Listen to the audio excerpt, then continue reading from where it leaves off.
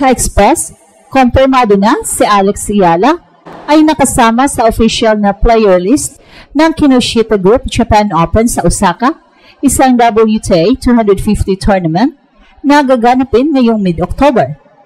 Matapos ang kanyang laban sa Wuhan Open, lilipad agad si Alex patungong Japan bilang bahagi ng tuloy-tuloy na Asian swing ng WTA Tour. Isa ito sa mga pinakamalaking pagkakataon niya ngayong taon para mag-ipon ng mahalagang ranking points at mapanatili ang kanyang posisyon sa top 100 ng mundo. Ang Japan Open ay kilala bilang isang mabilis na hard-court event, isang surface na pabor kay Alex, lalo na dahil dito niya naipakita ang kanyang bilis at agresibong baseline game. Mahalaga rin ang timing dahil galing siya sa sunod-sunod na tournament sa China, kabilang ang Suzhou at Wuhan, kung saan kahit natalo siya sa qualifying round kontra Japanese ace na si Moyoka Echijima, ipinakita pa rin niya ang kanyang fighting spirit at kakayahang makipagsabayan sa mga veteranong pros. At bukod sa Japan, nakalista rin si Alex sa Guangzhou Open sa October 20 to 26 at Prudential Hong Kong Tennis Open sa late October.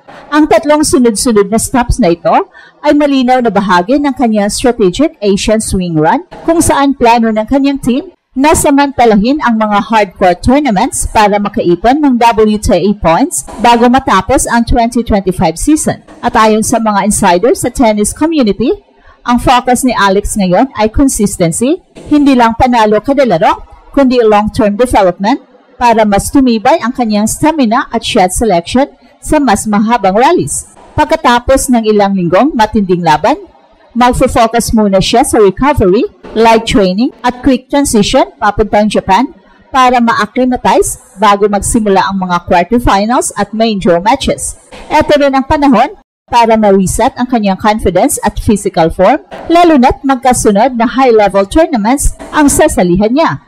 Ang mga puntos na pwedeng makuha niya sa Japan, Guangzhou at Hong Kong ay critical para sa kanyang year-end ranking at sa posibilidad na makapasok sa mas malalaking WTA 100 event sa 2026 season. Sa ngayon, malinaw na hindi pa tapos ang kampanya ni Alex sa Asia.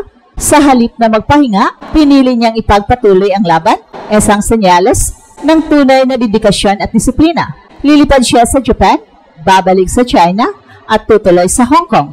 Tatlong malaking entablado kung saan muli niyang napatunayan na ang Pinay Pride ay kayang lumaban sa kahit sinong top-ranked players sa mundo. Ka-Express, tuloy-tuloy ang laban ng ating Pinay Tennis Pride matapos ang sunod-sunod na aksyon sa China.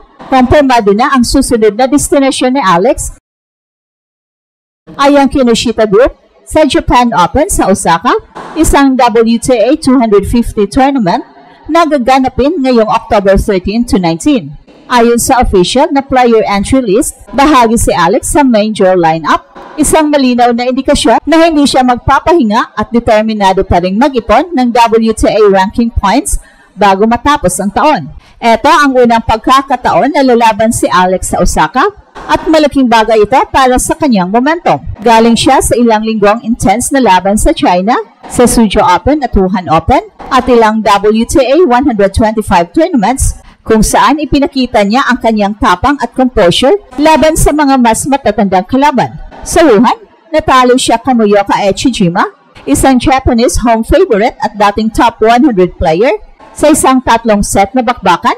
Pero kahit hindi pabor ang resulta, malinaw na patuloy pa rin ang pag-angat ni Alex sa kanyang game maturity at confidence sa pro circuit.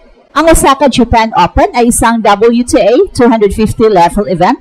Mas mataas ang puntos at mas matindi ang competition kumpara sa WTA 125 tournaments. Dito makikita kung gaano kalalim na ang inabot ni Alex sa kanyang transition mula junior champion patungo sa full-fledged professional. Mahilig siya sa hardcourt at ito mismo ang surface ng Osaka, kaya inaasahan ng mga analyst na mas magiging natural ang kanyang movement at mas magiging deadly ang kanyang cross-court forehead at down-the-line winners. Para sa isang 20-year-old player na tuloy-tuloy ang pagsabak sa international stage, malaking bagay ang mga ganitong opportunity. Hindi madali ang maglaro ng 3 o 4 na sunod-sunod na tournaments sa iba't ibang lungsod at iba't ibang bansa, pero ipinapakita ni Alex na kaya niyang sabayan ang matinding demands ng WTA Tour. Bukod pa rito, nakalista rin siya sa Guangzhou Open sa October 20 to 26 at Hong Kong Tennis Open sa late October. So ibig sabihin, tatlong magkasunod na major tournaments ang nasa plano ng kanyang team sa loob lang ng isang buwan. At ayon sa mga insiders, ang diskarte ng kampo ni Alex ay nakatuon sa strategic points build-up. Ang bawat tournament ay bahagi ng long-term plan para masecure ang kanyang top 100 position at makapasok sa mga mas prestihiyosong events tulad ng WTA 500 at Grand Slams sa 2026 season. Sa kabila ng physical fatigue, pinipili pa rin ni Alex na magpatuloy, hindi dahil sa pressure, kundi dahil sa determinasyon niyang magiging unang full-time Pinay contender sa global tennis elite. At sa darating na linggo, magpo-focus muna siya sa recovery at light training sessions bago lumipad papuntang Japan.